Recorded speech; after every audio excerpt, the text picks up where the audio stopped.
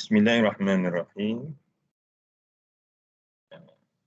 Alhamdulillah, salatu wassalamu ala Rasulillah.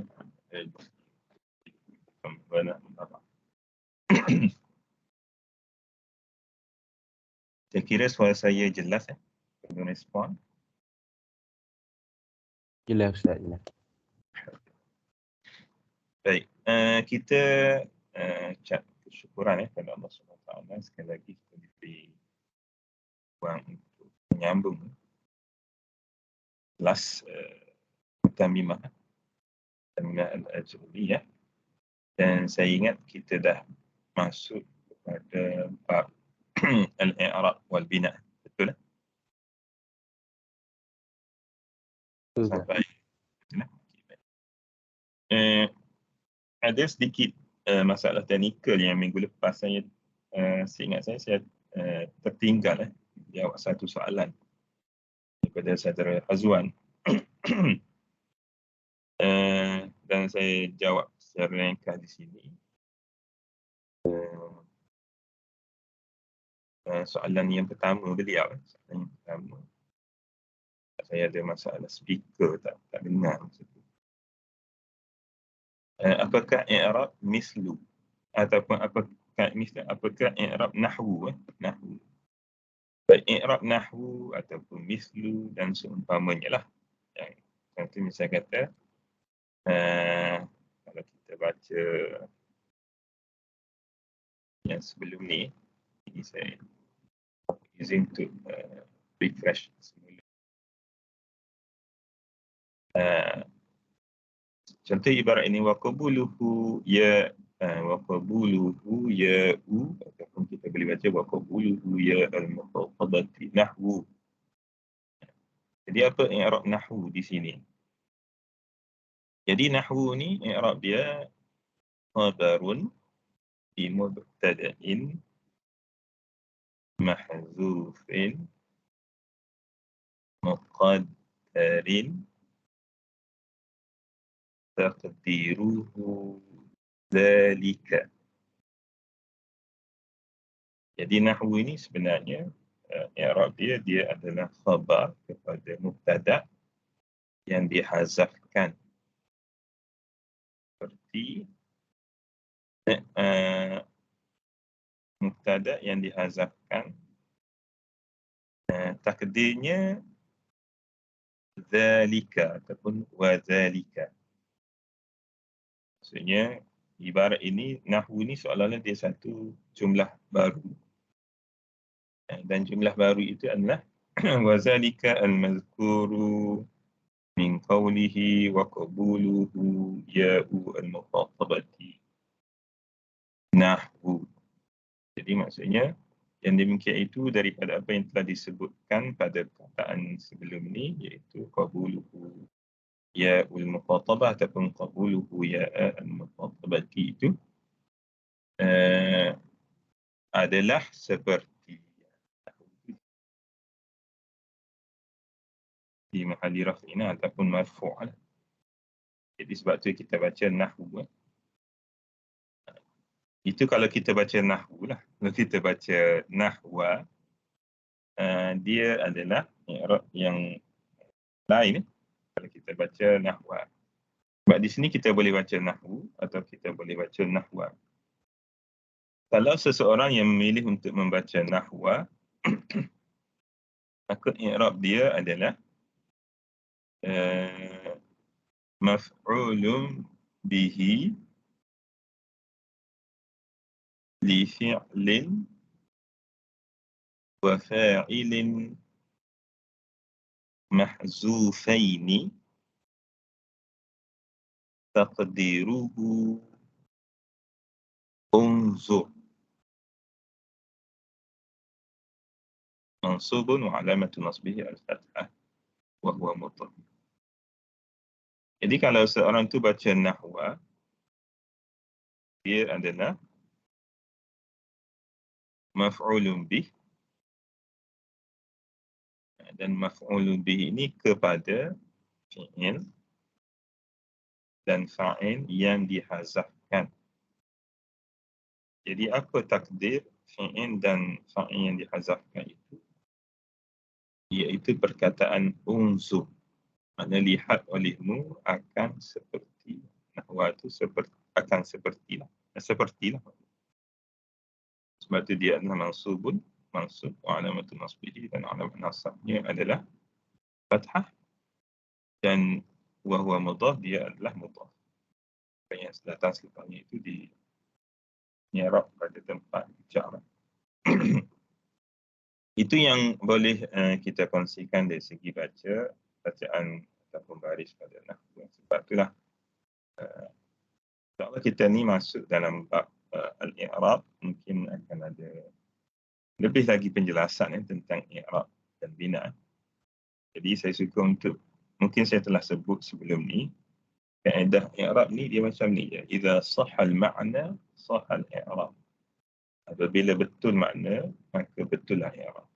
Jadi contoh kalau seorang tu baca nahwu dengan dia niatkan ataupun dia anggap nahwu itu adalah khabar kepada mubtada, dan kita tengok makna ni boleh diterima, betul lah i'rabnya macam tu. Kalau seseorang tu baca, dia baca ni nahwa contohnya, dan dia anggap dia adalah maf'ul, dan apa yang dia hazaf dan ditakdir itu sebagaimana yang telah dinyatakan tadi, maka kita tengok makna. Kalau makna tu betul. Jadi unzur nahwa, kamu lihat. Contoh seperti itu maksud apabila seseorang tu baca dalam mana-mana kitab lah, sama ada dia baca nahwa ataupun nahwu, dia punya takdir. Terus kepada babul i'rabi wal bina'i. Jadi kita masuk dalam satu bab menceritakan tentang apa yang disebut sebagai al-i'rab dan al-bina'. Maknanya dari segi perkataan, sama ada tak kira perkataan itu isim ke fi'il ke haraf, dia akan terbahagi dari segi ada lafaz yang berkait dengan i'rab dan ada yang berkait dengan bina ataupun yang disebut sebagai al-mabni wal mu'rab. Al-mabni wal mu'rab. Cuma kalau mungkin saya belum sebut, ataupun kalau mungkin saya dah sebut tapi saya terlupa. Nahwu ini boleh difahami ataupun satu cara nak mudah faham nahwu. Kita boleh aplikasikan nahwu ini dalam kehidupan. Maksudnya, walaupun istilah-istilah yang digunakan contoh marfu', mansub, majzum, majrur dan sebagainya, tapi kalau dia diaplikasi dalam kehidupan sebenarnya boleh. Sebab tu ada yang, bagaimana yang saya telah sebut sebelum ni, ada yang mensyarahkan matan al-ajrumiyah, matan asal dan bagi mutammimah ini ke dalam bidang lain, bukan dalam bidang tata bahasa Arab. Dan sebenarnya kalau bagi kalangan ulama, perkara ini adalah tidak pelik sebenarnya. Dan itu menunjukkan bahawa sebenarnya ilmu ini luas satu. Dan sebenarnya dia adalah berpaksi daripada satu titik. Apa-apa ilmu sebenarnya dia datang daripada satu markas ataupun satu tempat asal sebenarnya. Sebab tu ada satu kisah mungkin saya mulakan kelas ni dengan kisah, mungkin sambil ada sahabat yang belum masuk lagi. Imam Kisai Imam Kisai ini salah seorang tokoh yang terkenal dalam ulama Arabiah, ataupun dia ni dari kalangan ulama nahwu, Imam Kisai, dan disebut dia adalah daripada ulama Kufah. Kalau nahwu ni dia ada macam dua mazhab yang besar lah, mazhab Basrah dan mazhab Kufah, Al-Basriyin dengan Al-Kufiyin. Salah seorang tokoh yang terkenalnya adalah Imam Al-Kisai. Imam Al-Kisai ini dia pernah menyatakan, dan ini sebenarnya melalui tajribah lah, setelah dia mendalami pelbagai ilmu maka dia mengatakan satu perkara yang seolah-olah ini jadi satu kaedah di sisinya. Perkataan yang disebut oleh Imam Kisai, man tabahara fi ilmin uhtudiya lahu li sa'iril ulum. Bukan gitulah. Sesiapa yang ataupun dalam lafaz yang asal saya dengar, man tabahara fi ilmin ihtada lahu li sa'iril ulum. Sesiapa yang melaut, tabahara ni maksudnya ilmu dia melaut. Melaut ni dia ada dua konteks. Satu dari segi luas. Sebab laut tu diibaratkan sebab dia dari segi luas satu. Yang kedua, mendalam. Maksudnya siapa yang ilmu dia mendalam. Fi ilmin, pada satu ilmu. Pada satu, ialah ilmu tu dinakirahkan ataupun ilmu tu digeneralkan. Maksudnya umum, mana-mana ilmu. Mungkin pada ilmu keduniaan pun boleh. Ya. Dengan syarat dia dianggap sebagai pakar lah dalam bidang tu yang kita sebut. Kataan yang mungkin boleh sesuai dengan tabahara, melaut. Melaut tu maksudnya dalam dan luas. Ihtadalahu li sa'irul ulum, nescaya dia akan diberi kefahaman untuk memahami ilmu-ilmu yang lain. Jadi itu satu perkataan yang disebut oleh Imam Kisai, dan tentunya kalangan ulama sezaman dengannya, bila seorang ulama menyebut satu perkara, dia perlu ada pembuktian. Lalu diceritakan seorang murid Imam Abu Hanifah, nama dia Abu Yusuf. Ini saya ingat masyhur, Abu Yusuf, Imam Abu Yusuf. Mungkinlah dalam satu sudut kita kata nak uji kataan yang disebut oleh Imam Kisai. Maka Abu Yusuf bagi tahu, sebab Abu Yusuf terkenal dari segi kibar as-sahabah ataupun kibar ashab Abu Hanifah ataupun Imam Abu Hanifah. Kalangan murid yang yang besar lah, kalangan murid yang tokoh dalam mazhab Hanafi yang terkenal dari segi fiqh lah, maknanya mazhab fiqh.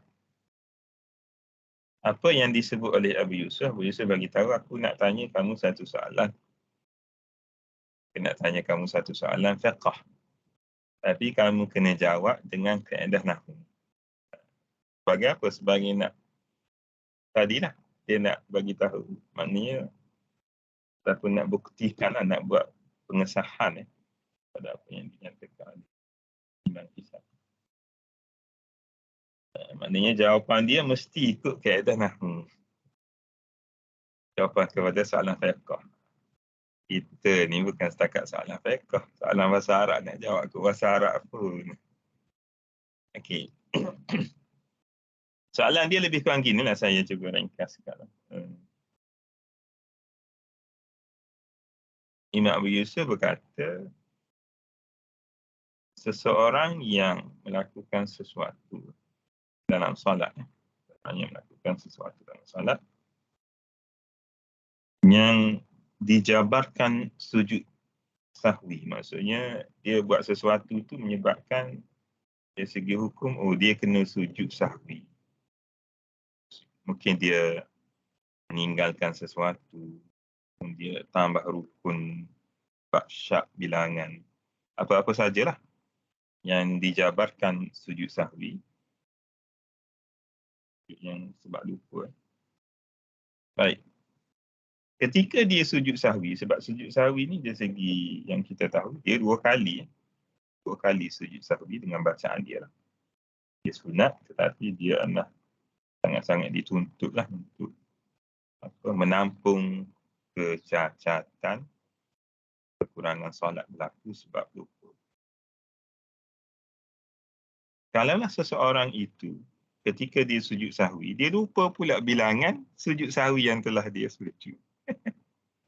Kan sujud sahwi itu dua kan. Ni tak tahu dia memang pelupa ke ataupun Allah Alam lah. Dia sujud sahwi, lepas tu dia lupa. Aku ni sujud sekali dah ke ataupun dah 2 kali. Jadi soalan dia, adakah dia perlu sujud sahwi pula untuk sujud sahwi yang dia lupa tu? Itu soalan dia. Soalan Abu Yusuf. Jadi supaya kita jelas dan faham masalah. Saya kira semua boleh faham masalah tu. Baik, apa yang dijawab oleh Imam Kisai nak membenarkan lah bahawa atau membuktikan perkataan yang dia nyatakan awal tu kan sesuatu yang tidak ada asas. Maka dia sebut satu kaedah ni dalam nahwu kaedah dalam nahwu, tapi dia menjawab kepada soalan tadi lah. Kaedah dia al-musagharu la yusaghar. Saya tulislah. Dia ada satu kaedah dalam nahwu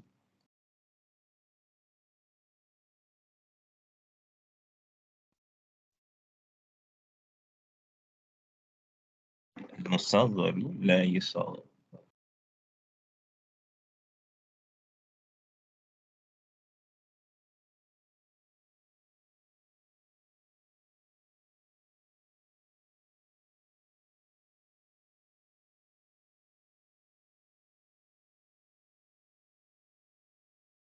Oh, payah. Tulis ni. Dia jadi berkelik apalah ni. Tak hilang-hilang.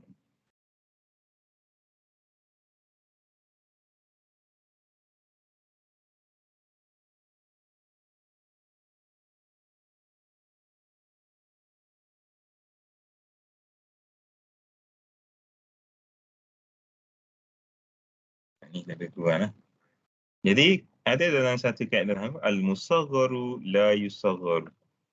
Isim yang telah musaghar ataupun isim yang telah ditasghirkan sudah tidak boleh ditasghirkan semula. Dia tak boleh 2 kali tasghir. Kalau contoh kita nak tengok isim tasghir ni, ni saya type.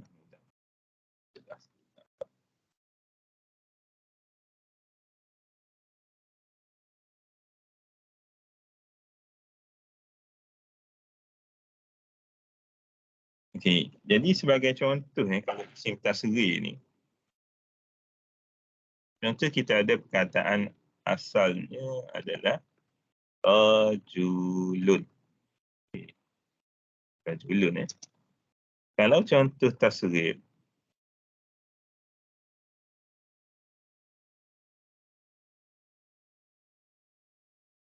rajulun.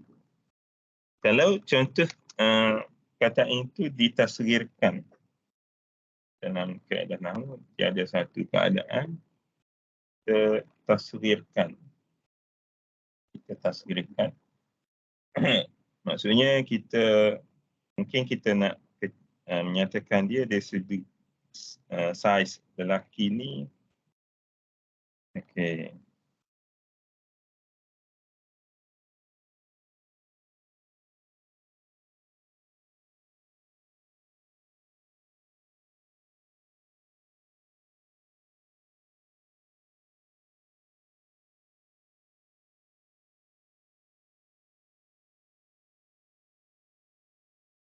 Sekejap.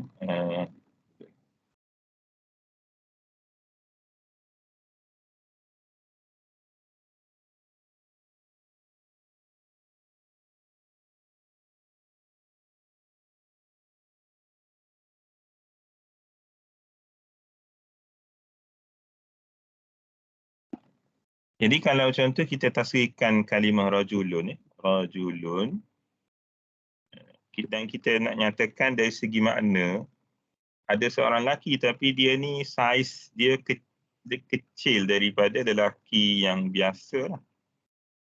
Jadi dalam kaedah bahasa Arab dia ada satu kaedah yang dipanggil tasghir.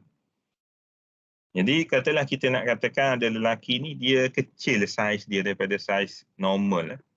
Jadi dia ada satu kaedah tasghir iaitu menggunakan sirah fu'ailun. Salah satu sirah dia adalah fu'ailun. Jadi kalau rajulun dia jadi rujailun. Rajulun dia jadi rujailun. Baik. Jadi kalau rujailun ni maksudnya isim ini telah ditasghirkan. Maknanya telah pada lafaz dia orang tahu dah. Oh ni maksudnya lelaki tapi dia punya lebih kecil daripada yang normal lah. Sebab mungkin ada saiz normal ni, dia ada uratanya macam ni. Tapi lelaki ni dia lebih kecil. Tiba-tiba kita kata ada seorang lelaki lagi kecil lagi daripada yang kecil. Maka kita nak tasghirkan lagi. Ini yang dia kata kaedah tak boleh. Tak boleh. Al-musaghar la yusaghar. Ini kaedah ni. Maknanya, syarat dia, kalau kalimah ini sudah dikecilkan, tak boleh kita nak tasghirkan lagi. Kita tak boleh tasghirkan. Jadi macam, apa kaitan dengan jawapan kepada soalan fiqh tadi? Sujud sahwi itu dia macam tempelan. Dia macam istilah agak tasghir lah. Kita tak boleh nak tempel lagi kepada penempel. Nak tampal pada penampal. Tak boleh. Itu kaedah dia lah.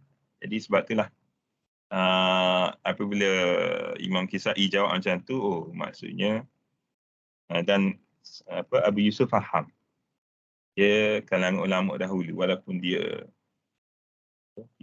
terkenal dengan bidang fiqh, tapi sebenarnya ilmu-ilmu yang lain dia dah selesai sebenarnya, dah mendalami juga, bukan setakat biasa-biasa. Dia dah perangkat pakar. Jadi apabila sebut kaedah dalam nahwu tu dia pun tahu.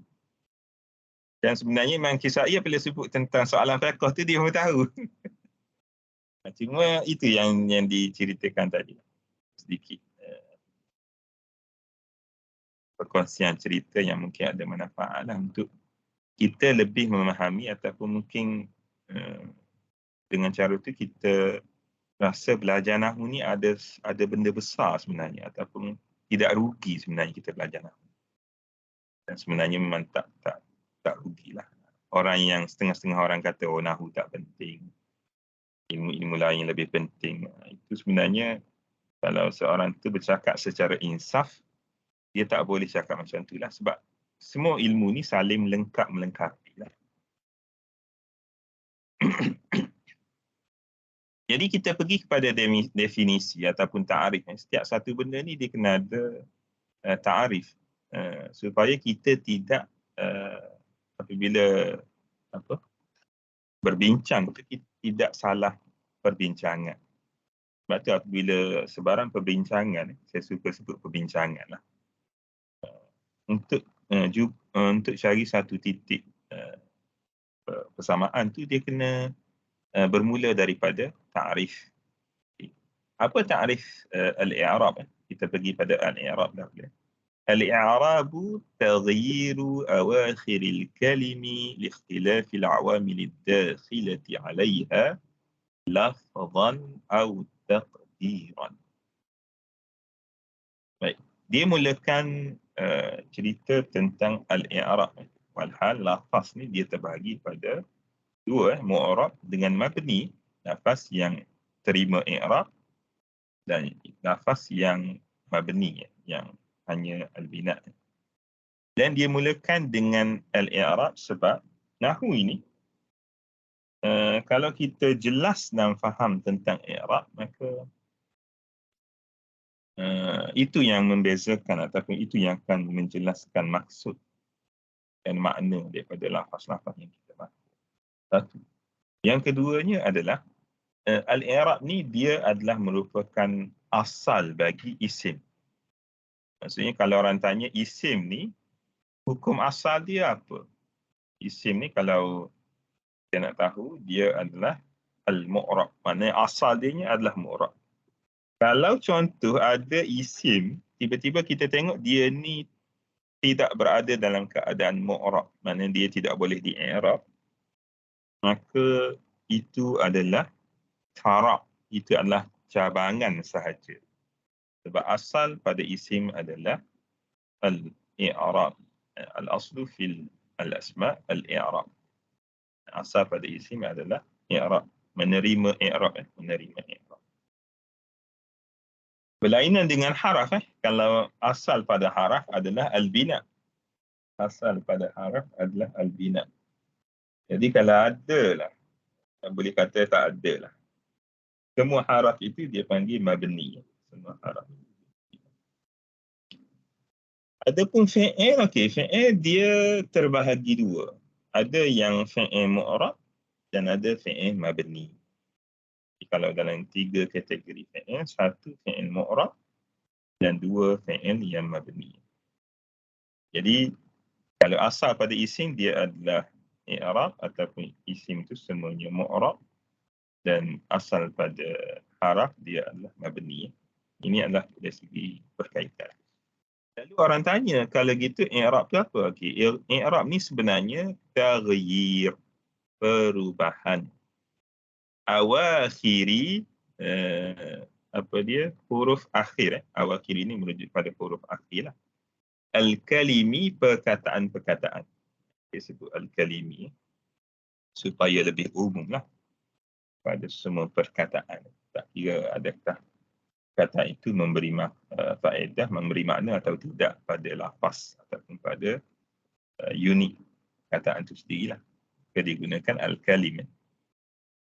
Likhtilafi, kerana, maknanya perubahan itu berlaku sebab apa? Kerana likhtilafil awamili, kerana persilih gantian ataupun berlainan amil-amil ad-dakhilati 'alaiha, kerana bermacam-macam ataupun kerana kepelbagaian amil yang masuk kepada kembali kepada awakhiri al-kalim, ataupun kita boleh kata yang masuk kepada al-kalim pun boleh.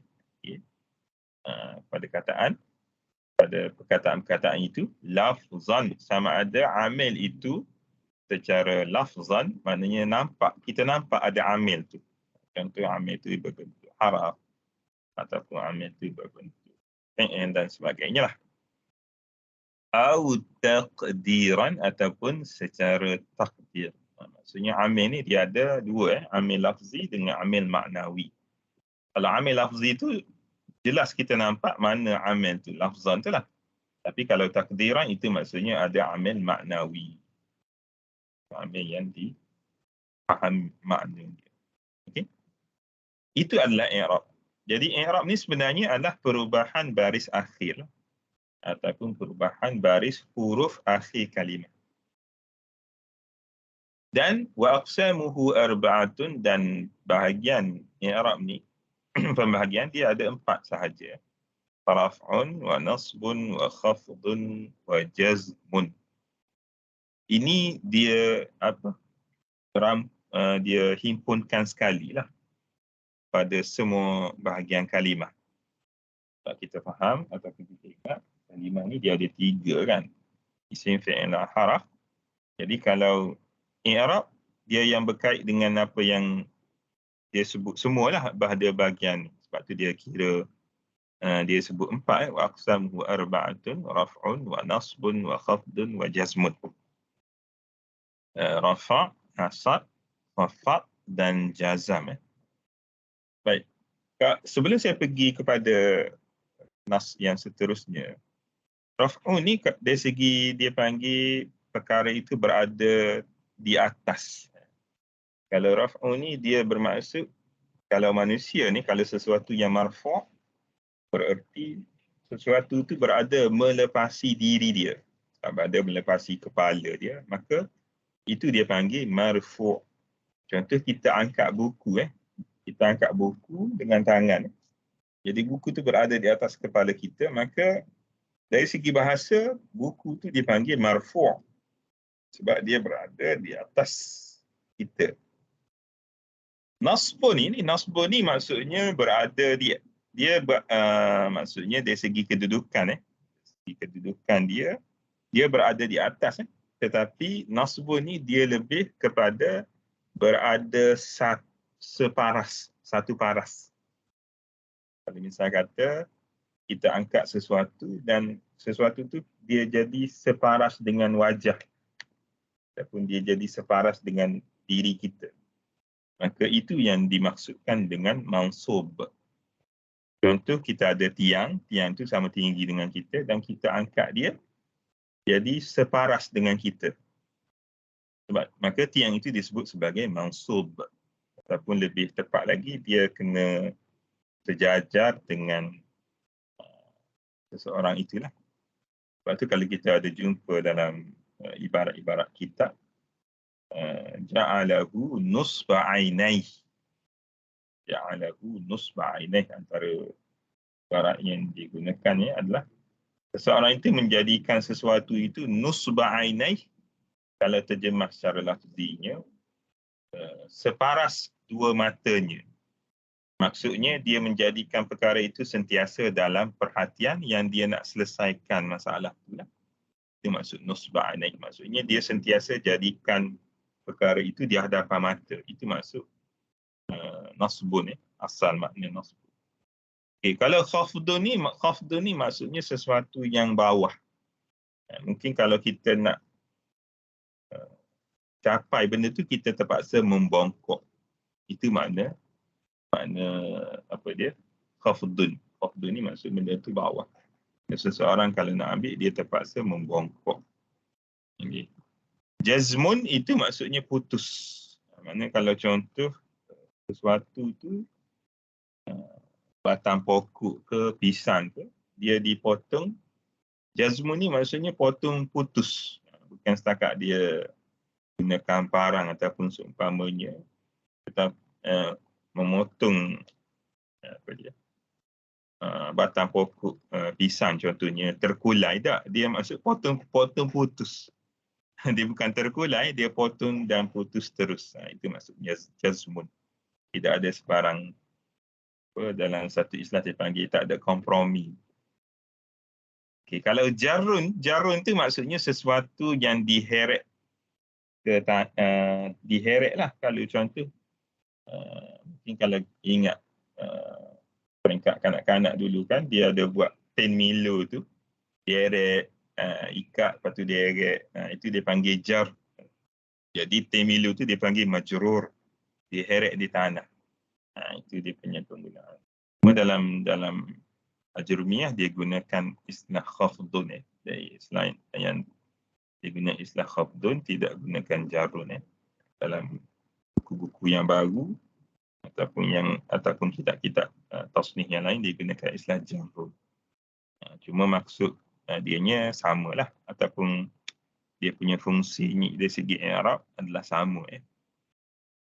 Baik, falil asma'i min dhalika ar-raf'u wan-nasbu wal-khafdu wala jazma fiha. Baik, kalau bagi isim, maksudnya apakah bahagian isim, apakah i'rab, bahagian i'rab yang diterima ataupun masuk kepada isim. Maka isim ni dia hanya berkait dengan 3 sahaja daripada 4.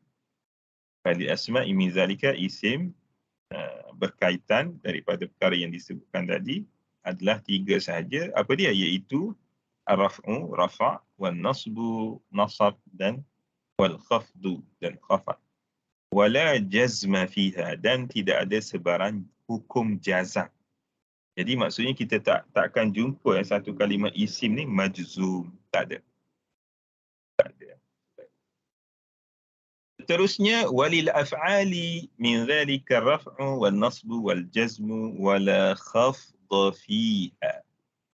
Dan bagi fi'il daripada perkara yang disebutkan dari sudut bahagian i'rab tadi, ar-raf'u ada rafa', wan-nasbu dan juga ada nasab, wal-jazmu dan jazam. Wala khafdha fiha, dan tidak ada sebarang hukum jar ataupun khafad padanya. Sebab itulah isim ni salah satu tanda dia boleh menerima jar, dia boleh menerima baris bawah. Itu tanda, ataupun dia boleh menerima kesan jar. Itu tanda isim. Sebab fi'il tak boleh terima.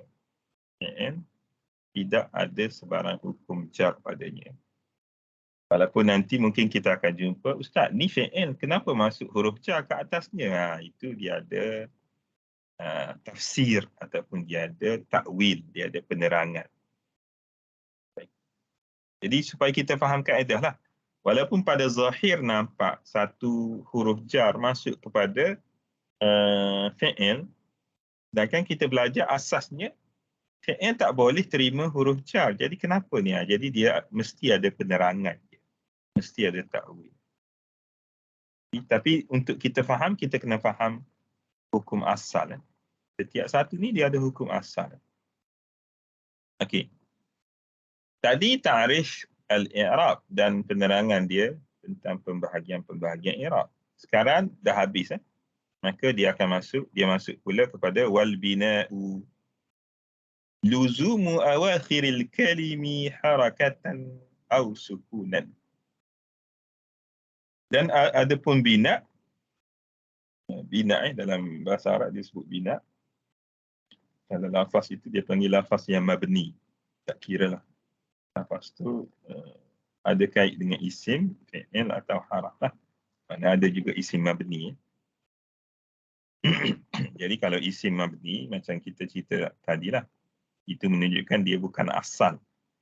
Ataupun apa maksud bukan asal? Kalau bukan asal ni dia tak banyak lah. Dari segi nisbah dia tak banyak. Kalau asal dia mesti ibarat kata banyak lah. Dari segi penggunaan, dari segi apa yang kita jumpa. Baik, wal bina'u maksudnya luzum, tetap. Maksudnya dia tetap dengan satu keadaan.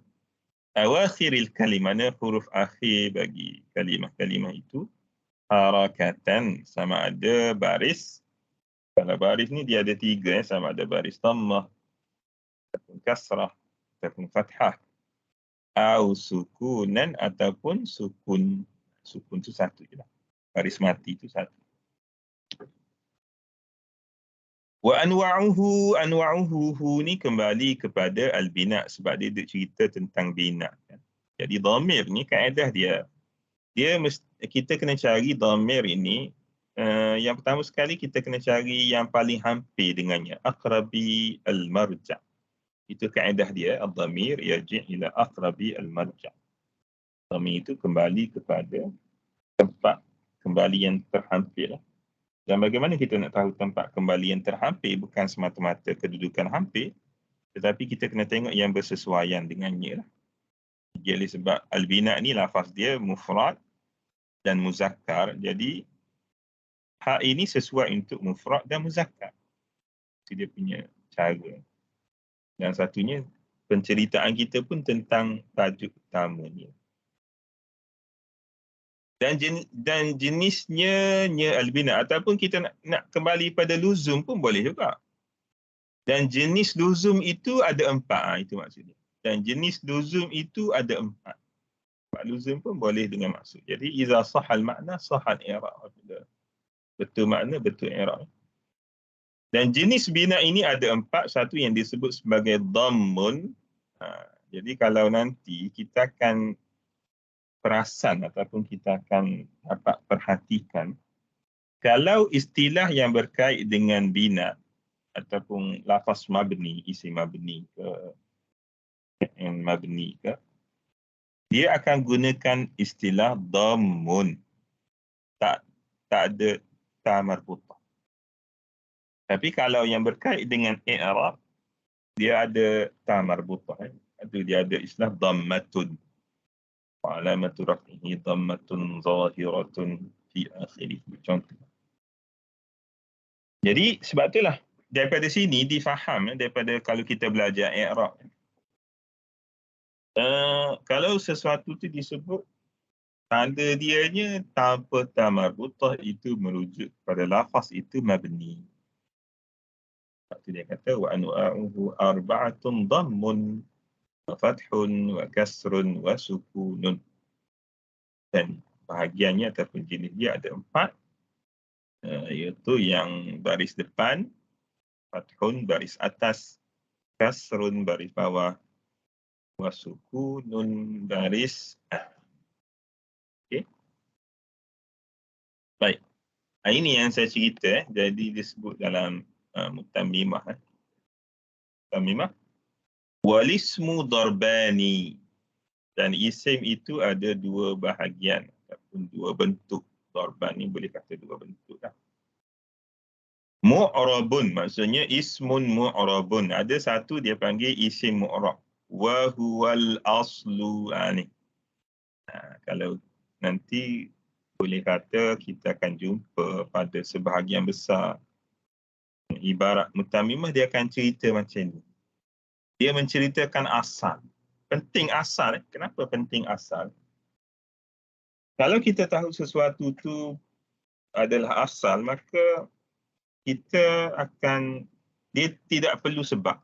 Jadi kalau contoh, dia asal, maka kita tak perlu nyatakan sebab. Tapi kalau dia bukan asal, kita kena nyatakan sebab. Contoh misal kata, wa alamatu raf'ihi ad-dhammatu. Ad-dhammah tu adalah asal kepada hukum marfu' contoh. Maka kita tak perlu sebut kenapa li'annahu isim mufrad, sebenarnya tak perlu sebut. Tapi kalau nak sebut itu sebagai penambahan. Tapi dari segi sebenarnya tak perlu. Tapi kalau dia tidak menggunakan alamat asal, contoh sepatutnya kalau rafa' semua guna apa dia?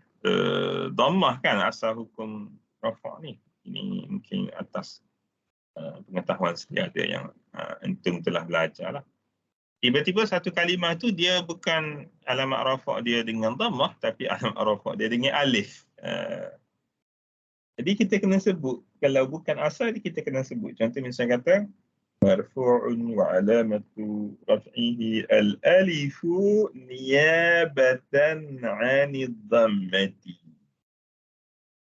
Contoh misal kata dalam situasi itu, lafaz itu marfu' dan alamat rafa' dia alif. Alif ni bukan alamat asal kepada rafa'. Maka kita kena cerita niyabatan sebagai ganti daripada alamat asal dia apa? Dhammatun. Baru, dan memang kita kena sebut. Sebab apa? Biasanya kalau isim yang ataupun lafaz yang alamat rafa' dia alif, salah satunya adalah sebab dia musanna. Maka kita kata li'annahu musanna. Kerana dia adalah musanna. Jadi ini saya nak, huraian saya ni adalah berdasarkan kepada asal. Jadi penting untuk kita mengetahui asal. Jadi apabila asal, dia tak perlu ada sebab. Mu'rabun wa huwal aslu, isim ni dia ada dua bentuk. Satu isim mu'rab yang dia adalah asal. Maksudnya i'rab ni asal pada isim.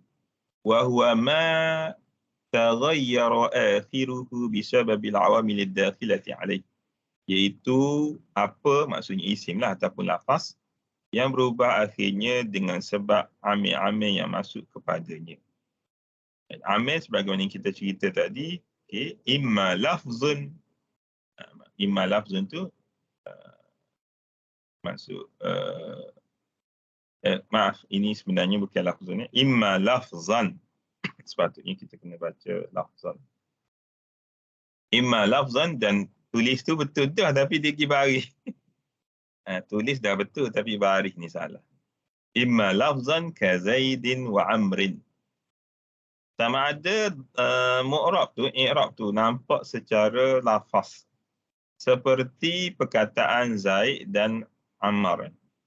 Contoh perkataan Zaid ni, kalau contoh kita baca selepas huruf jar, maka dia jadi Zaidin, ka Zaidin. Nampak? Kalau contoh Zaid itu berada pada tempat marfu', contoh misal kata dia jadi mubtada', maka kita baca Zaidun, dun. Jadi perhatian kitanya adalah perubahan harakat dal akhir tu ataupun perubahan harakat ra akhir ni. Amran, amrun. Itu dia punya perbezaan. Ini adalah lafaz, maknanya secara lafzan. Imma lafzan wa imma taqdiran.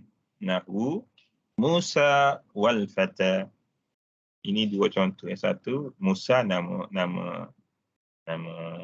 khas, alam, nama khas. Alamun. Al-fata ini adalah lafaz yang mu'arraf bi'al, yang yang dimakrifahkan dengan alif lam atas seorang pemuda itu.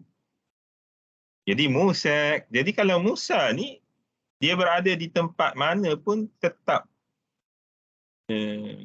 kita nampak akhir dia tak berubah. Sebenarnya berubah, tetapi secara takdiran, hanya takdir. Sebab tu kalau contoh nanti kalau kita i'rab Musa, contohlah dia jadi mubtada'. Maka kita kena i'rab mubtada'un marfu'un wa 'alamatu raf'ihi ad-dhammatu al-muqaddaratu.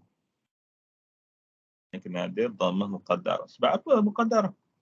Kenapa ditakdirkan? Sebab tak zahir. Bukan kita baca Musayo. Nak zahirkan dhammah. Itu salah. Ataupun contoh dia berada jadi mansub Musaya. Sebenarnya sin ni bukan huruf akhir dia. Kita kena tengok ni alif maksurah ni yang huruf akhir. Ataupun contoh marartu bi Musai. Tak, itu salah. Dia salah. Tak boleh zahir sebab semuanya harakat i'rab pada kalimah seumpama Musa dan Fata ini tidak boleh zahir pada akhirnya. Jadi sama ada kita baca dia marfu' Musa, ra'aitu Musa pun sama. Wa marartu bi Musa sama. Maknanya baca tu sama tetapi hukum i'rab tu takdir.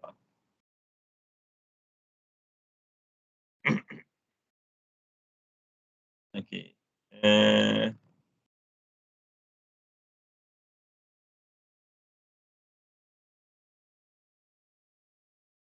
Saya ambil sikit tentang wa mabni, kemudian saya buka ruang soal jawab. Wa mabniyun. Maksudnya tadi ismun mu'rabun wa ismun mabniyun sebab dia ada dua. Wa huwal far'u. Ni. Dan mabni ni sebenarnya fara', cabangan sahaja kepada isim. Jadi kalau kita ada jumpa ustaz kata isim ni mu'rab, tiba-tiba ada isim mabni. Ada, itu bukan asal lah. Dan ada kuantiti dia dari segi nisbahnya sedikit. Dia adalah fara', cabangan. Dia bukan dahan, dia bukan batang asal pokok. Dia adalah cabangan sahaja. Kalau pokok tu asal dia teras batang tu lah. Itu asal. Tapi teras batang yang bersambung dengan akar. Tapi kalau yang cabangan-cabangan itu dia panggil bukan asal.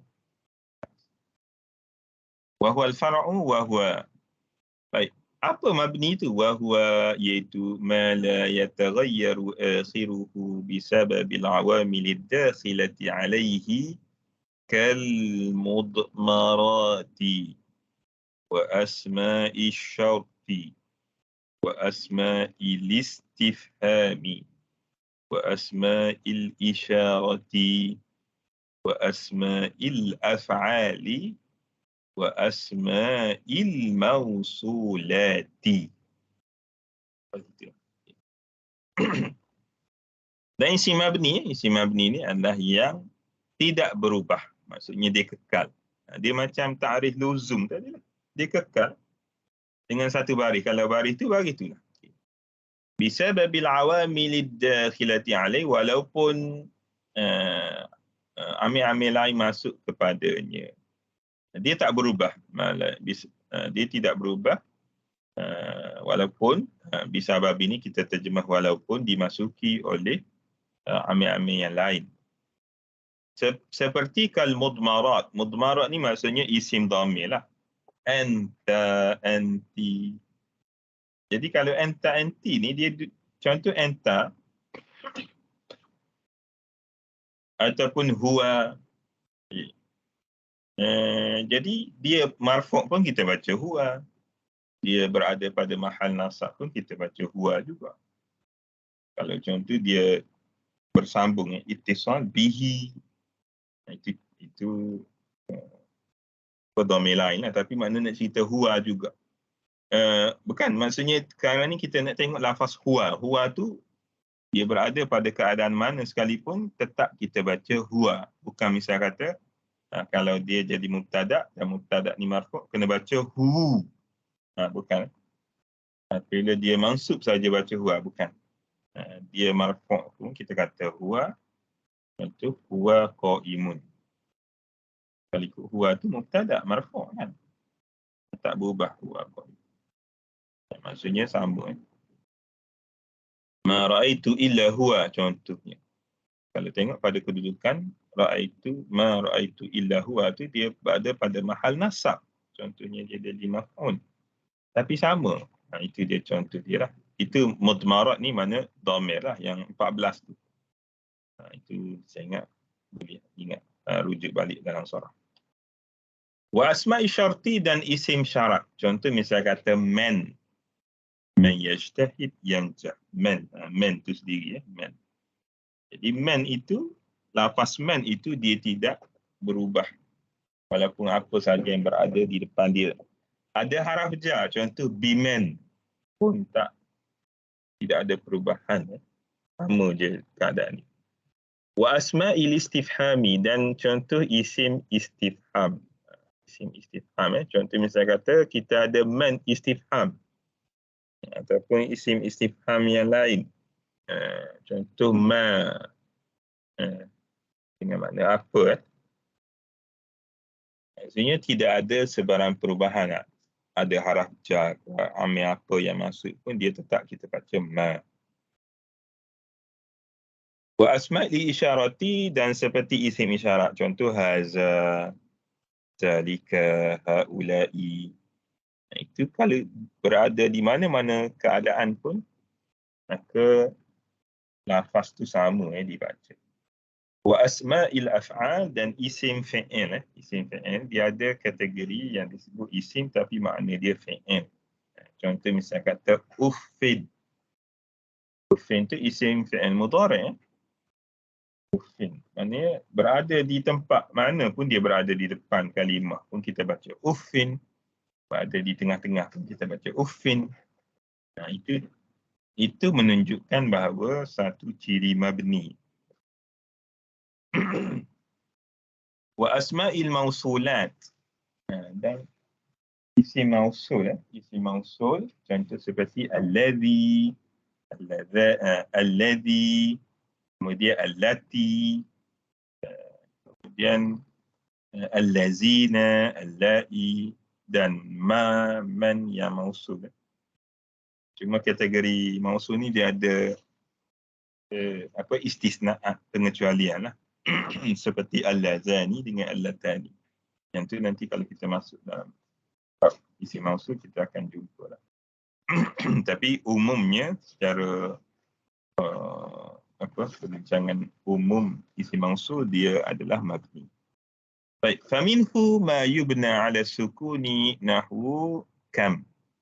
Jadi antaranya isim tadi ada isim mabni 'ala sukun yang dibina di atas sukun. Kam seperti kam. Ataupun kita baca kum pun boleh kum. Wa minhu ma yubna, kalau kum tu dhamir lah. Kalau kam tu isim istifham. Wa minhu ma yubna 'ala al-fathi ka aina. Ada yang dibina di atas fathah. Aina. Aina ni duduk di mana pun memang aina lah. Wa minhu ma yubna 'ala al-kasri ka amsi. Ada yang dibina di atas kasrah. Wa minhu ma yubna 'ala ad-dhammi ka haitsu. Dan ada yang dibina di atas dhammi. Ini contoh yang dia nak bawa dari segi rupa bentuk baris atau bentuk huruf akhir tu lah. Yang isim tu dia kekal. Baik, wal aslu fil mabni an yubna 'ala sukun. Baik. Kalau mabni pula, apa keadaan asal mabni? Mabni walaupun kita tengok ada 4 keadaan, tapi bentuk asal mabni ni dia adalah kena bina di atas sukun. Sebab tu dia mula-mula ni kum ataupun kam. Ya, maknanya mabni ni asalnya memang as-sukun. Maknanya as-sukun sebab sukun ni baris mati. Mati kan tetap kan. Maknanya kalau orang dah mati dia tak berubah. Duduk situ. Orang tak alih duduk situ. Maknanya itu dia panggil, asal pada mabninya adalah apa dia? As-sukun. Okey, wal fi'lu darban ni kita masuk dalam perbincangan fi'il. Saya ingat yang tu kita akan sambung pada perbincangan akan datang. Jadi dalam ruangan ni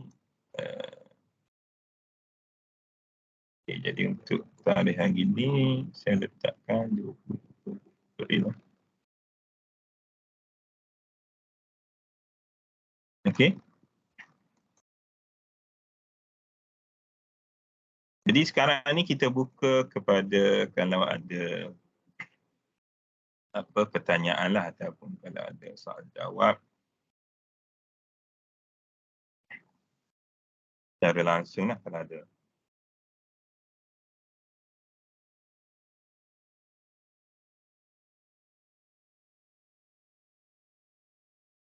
Ada.